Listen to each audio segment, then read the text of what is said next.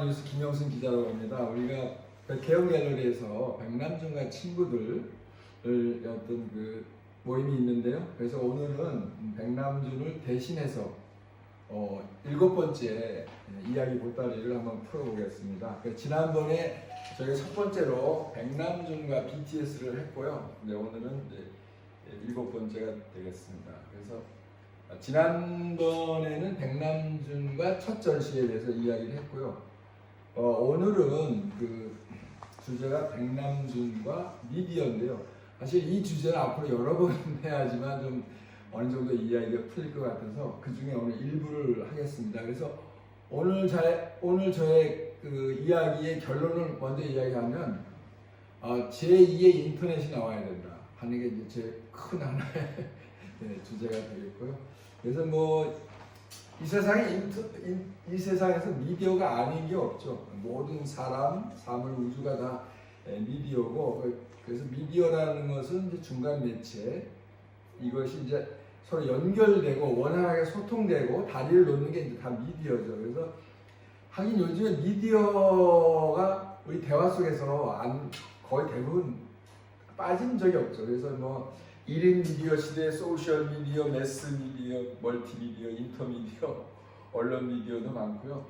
선사 시대에는 미디어가 그 고인돌이 아닌가 싶어요. 고인돌 하면은 이제 그 당시에 첨단의 기술이 작동이 된 사람들이 모여서 축제를 벌리고 제리를 여는 이제 동굴도 마찬가지. 고대는 이제 샤만들이 이제 미디어고요. 중세는 이제 영매라고 그러죠. 영매, 그 영적인 매개체.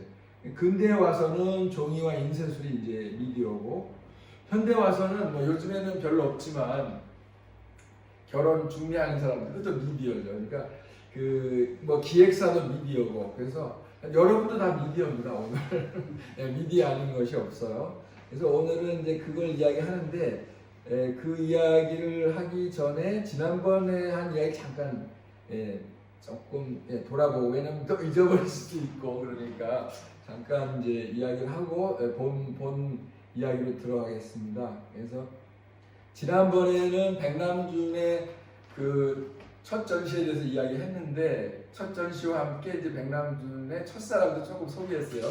그거 나중에 한번 보시면 되고, 지난번 들으셨으니까. 그리고 이제 백남준이 이제 그 독일에 가서 7년을 이제 일을 갈면서 준비를 해가지고 첫 전시를 열었는데 서양 미술판을 완전히 쓸어버렸어요. 그래가지고 완전히 문화 테러리스트라는 별명을 얻었고, 본인 자신도 문화 깡패라고 했거든요. 자기 스스로. 나는 서양에서 문화 깡패다 이런 식으로 했는데, 사진 하나 봐도 금방 알 수 있겠죠. 그리고 이제 백남준이 여러 가지를 예언을 했는데, 스마트폰, 인터넷, 전자상거래 애플리케이션 했고, 근데 82년에 그 인공지능을 또 예언을 했어요. 그때 뭐라고 했냐면은, 나는 텔레비 세트 안에 인간의 뇌를 심고 싶다, 이런 말을 하셨거든요. 그러니까 벌써 우리가 30-40년 전에 다 말씀하시고, 그래서 이제 그 백남준의 예술론을 들어보면, 백남준 예술이 뭐냐고 딱 물으니까 얼마나 답하기가 어려워요. 간단해요. 사람들은 얼떨떨하게 하는 게 예술이다. 너무 답이 쉽잖아. 근데 사실은 그게 굉장히 깊이 있는 말이죠. 사실은 여기 사진에서 보시지만 그 독일에 가가지고 완전 사람들 다 얼떨떨하게 만들어가지고 완전히 그 표정을 보세요. 씩 웃잖아요. 자기 좋다고 그러고. 그래서 처음에 이제 이거 미넨 대학에 가셨는데 이제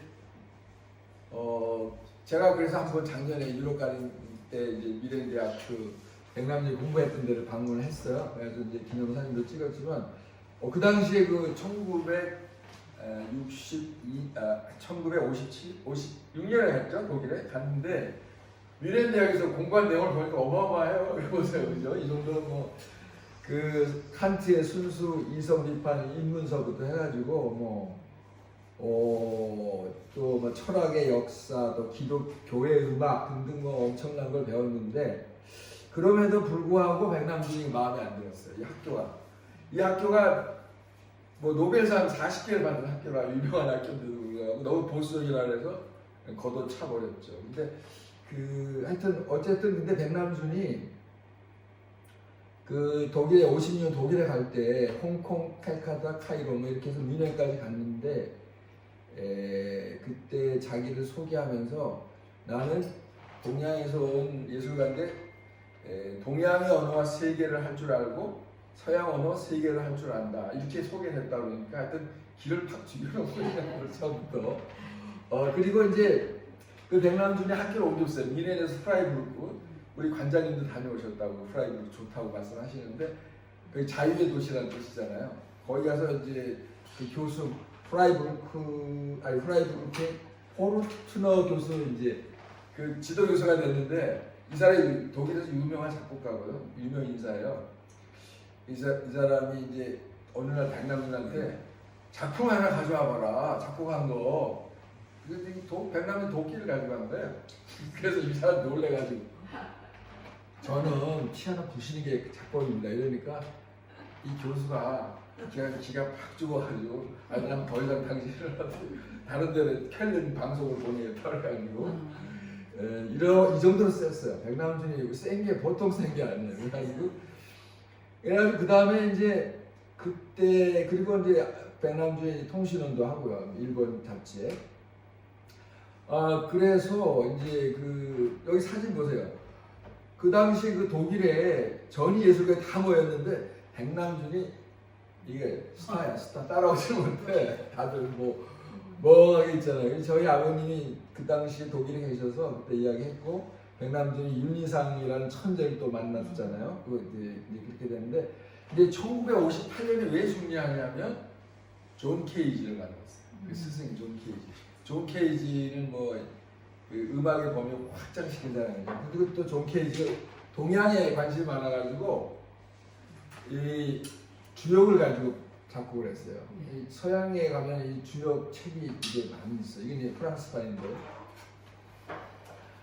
그래가지고 가서 서양에 아까도 말했지만 서양판을 새로운 예술 비디오 아트를 하기 위해서 다 쓸어버리고 다 평평하게 평정을 한 거죠. 물론 그때 크리스토도 잠깐 막 친구였고요. 네, 크리스토 친구였고. 그래서 이제 61년부터 본격적인 작업이 시작돼요. 이제 이게 켈른인데요. 여기서 이제 그 괴짜들이라는 이제 작품이 있었어요. 퍼포먼스 작품인데 이제 관객이 참여하는 그런 거죠. 그래서 여기서도 빛을 발휘했고 또 그때 플락소스 이제 단체에 가입을 해서 거기서도 또 역할을 많이 했는데 이 플락소스 중에 2명이 대통령이 나왔어요. 3명인가 2명이. 그래서 체코하고 리투아니아 이런 사람이 있었고요. 근데 아까도 이건 지난번 이야기했지만 서양 애들 기죽이는 방법 중에 하나가 금강경을 읽어버리니까 그냥 걔네들이 완전히 기가 죽어버렸죠. 근데 이제 처음에 백남준이 독일에 가서 잘 모르잖아요. 근데 또 여성들이 옆에서 항상 또 도와주는 분이 있어요. 그래서 마리 바우어 마이스터 이분도 유명한 독일에서 유명한 이제 슈토카우젠의 부인인데 이분이 이제 백남준 많이 도와줬다고 했고 지난번 한 거니까 이렇게 이제 넘어가고 그래서 이제 이게 네오다다의 이제 정신을 이어갔고 또 제가 약간 설명을 잘못하긴 했는데 이 백남준이 앨리슨 노울드를 위한 세레나데라는 퍼포먼스를 했는데 이거는 제가 말씀드린 것처럼 이 여성이 팬티 10개를 입고 있는데 하나씩 벗는 거예요. 그래서 여기서는 이제 그 여성의 생명을 잉태하는 자로서의 참가 그거죠. 여성을 이렇게 희롱하는 그런 건 전혀 아니고요. 그 여성 그걸 뭐라고 그러냐면은 생리혈에 대한 참가예요. 그래서 여기 보면은 1월에는 미국 2월에는 쭉 나오는데 전 세계 여성들이 결국 이 생명의 담지자로서 세계를 21세기를 내다본 그런 작품이라고 할 수 있고요. 그 다음에 62년에 이제 폭탄선언을 했는데 이건 제가 정말 여러 번 이야기했는데 이게 황색지향은 바로 나다. 내가 서양 미술 다 문화 징기스칸이 돼서 서양 미술판을 다 쓸어버리겠다 이렇게 말씀을 했어요. 그러니까 이게 만 30살에 했으니까 대단한 거죠. 그래서 첫 번째 전시에서 서양 미술판에 원자 폭탄 떨어뜨렸어요. 근데 얘네들은 그게 뭔지도 모르고 다 한 거죠. 완전히 고등사기라고 그랬잖아요. 그래서 이제 익스펠이 나와요. 전시 제목에 부제가 익스펠, 추방. 서양 미술을 완전 추방시키겠다는 거죠. 그리고 이제 또 하나는 이제 바로 음악의 전시인데 음악으로 가지고 미술하겠다. 이것도 또 대단한 거예요. 이게 선불기에서 나온 거고요. 그래서 이제 음악의 전시라는 건 사운드와 사이트를 통합시키는 거거든요. 그러니까 이게 대단한 게 서양 사람은 이걸 못해요. 음악 미술을 합치지 못해. 동양 사람은 쉬워. 그냥 비빔밥으로 그냥 만들어 버리거든요. 그래서 누가 뭐라고 했냐, 이거는 이런 비디오 아트는 르네상스의 원근법, 뭐 사진의 발견과 버금가는 미술사의 혁명이다. 뭐 이렇게 존 헨 하르트가 미국의 유명한 분이죠. 그분이 했고, 그래서 이제 그 백남준이 텔레비전이 멀리 본다는 뜻이잖아요. 텔레비전 멀리 본다. 그래서 이 텔레비전을 그 악기로 생각했어요. 악기, 장난감 악기로 생각했고요. 그러니까 이거는 쉽게 말하면 세계 미술사에서 구석기가 신석기로 바뀐 거예요. 이게. 즉 산업화에서 정보화로 완전히 테러다를 그냥 확 뒤집어 엎은 거거든요. 그래서 백남준은 그 서양에서 보이는 그 전시 형태를 완전 뒤집었어요. 구슬로 바꿔야 된다. 굿형식으로.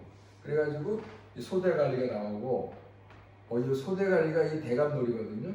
대감놀이가 뭐냐면은 두 가지가 있어요. 그 개념이 하나는 추방의 개념이 있고 환대의 개념이 있는데, 서양 미술을 추방시키고 동양의 어떤 그런 문화를 환대한다, 이런 그런 의미가 있죠. 그리고 이제 서양에서 그 성상 거의 우상시하는 피아노를 완전히 뭐 뒤집었고, 모독 이런 모독이 없어요. 뭐 갖다 도끼로 찍고 뭐 이랬고. 근데 서양에서 보이스는 그걸 알았어. 이 사람이 와서 도끼 가져와서 피아노를 다 부셔버렸는데, 백남준 원래 피아노 부수려고 했는데 미리 와서, 그러니까 이 사람은 백남준 이해했고 서양의 합리주의가 문제가 있다는 걸 알았던 거죠. 그래서 갖다 부신 거고요. 이 완전히 이제 피아노가 모독을 이렇게 당할 수가 없어요. 그리고 바이올린도 막 질질 끌고 다녔으니까 이건 뭐 대단한 혁명이었죠. 그리고 거기다가 이제 그 서양에서 서양의 그 뮤즈를 그냥 욕조에다 내팽개 쳐가지고 잔혹할 정도로 이렇게 막 해체를 시켰어요. 왜냐하면 이렇게 판을 쓸지 않으면 새로운 비디오 아트가 나올 수가 없고, 완전히 쓸어버리고 그냥. 그러니까 이게 대단한 거죠. 여기 보면 백남준 나와 있잖아요. 가면 쓰고, 그 피아노 다 부셔버리고. 근데 백남준도 텔레비를 처음에 전시에 도입을 했잖아요. 이게 미래 인터넷인데, 이것도 사실은 그 텔레비를 부수기 위한 거였죠. 왜냐면 텔레비가 일반적인 브로드캐스팅이잖아요. 이러니까 이게 독재자란 말이에요. 이게 독재를 이렇게 부수기 위해서 독재자에서 참여와 소통이라는 개념을 가지고 이제 비디오를 이제 한 거죠. 그래서 이제 이게 또 백남준의 혁명 중에 하나가 바로 화면에다가 전자붓으로 그린다는 거. 야, 이건 정말 대단하다. 그러니까 물감붓이 아니고 전자붓. 이게 그리고 수직선과 수평선을 그렸다는 거. 기계로 그린 거거든요. 손이 아니에요. 이게 이제 굉장히 혁명이고요. 그리고 이제 또 중요한 게 뭐냐면, 백남준은 전시의 주인공은 관객이다. 관객이 주인이다. 여기 보시는 것처럼 전시장에 와서 사람들이 뭘 만들거나 작곡을 하나 치거나 해야 백남준의 작품이 완성이 되는 거예요. 그냥 되는 건 아니고요. 이것도 마찬가지고.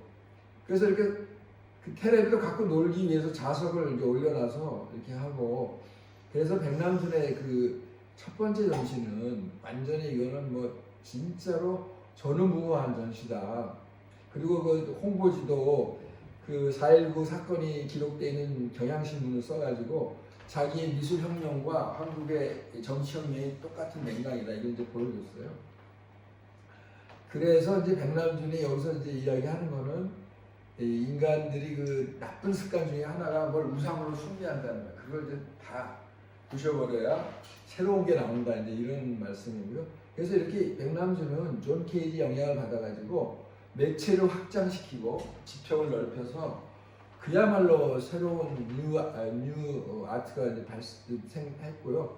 그래서 이제 이 백남준하고 홍가이라는 사람이 그 라이벌 같은 관계인데, 홍가이 선생이 이제 그 MIT 교수였잖아요. 근데 백남준을 실제로 만나서 토론을 많이 했는데, 이제 홍가이가 평생 백남준을 그냥 엄청나게 비평하는 이제 그런 사람인데, 하여튼 어쨌든 간에 나는 이분이 있다는 게 너무 좋아요. 왜냐하면 백남준이 뭐 완벽한 것도 아니고, 근데 백남준이 이렇게 말했거든요. 나를 보면 나를 죽여라. 백남준을 보면 백남. 그러니까 이 사람은 우상 파괴자이기 때문에 본인이 우상화되는 걸 절대 용납을 하지 않았고요. 그거를 어디서 나왔느냐? 그거는 이제 천불교에서 나온 거죠. 그 불교에 보면은 부처를 보면 부처를 죽이라, 살불 살조.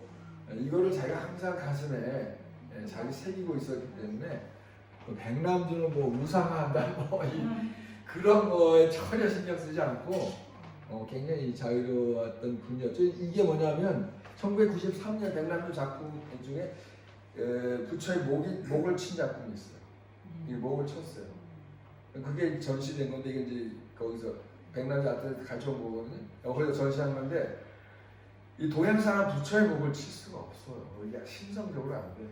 그래가지고 어떻게 했냐면 백남준 선생님 이정 선생님하고 저기 기술자 이정 선생님께 네가 한번 해봐라 그랬더니 건뭐 안 된대요. 미국 애를 데려와서 걔네들은 그 치는 거 아무것도 문제가 안 돼. 그러니까 정말 대단한 백남준 대단한 사람이에요. 부처의 목을 쳐. 근데 그 친다는 거는 자기의 목을 친다는 뜻이거든요. 부처의 목을 친다는 게 아니고. 그렇게 대담한 작가였어요. 그리고 이제 오늘 인트로로 기네요. 이건희 회장님 어쨌든 돌아가셨으니까 백남준과 삼성이 또 뗄래야 뗄 수 없는 관계예요.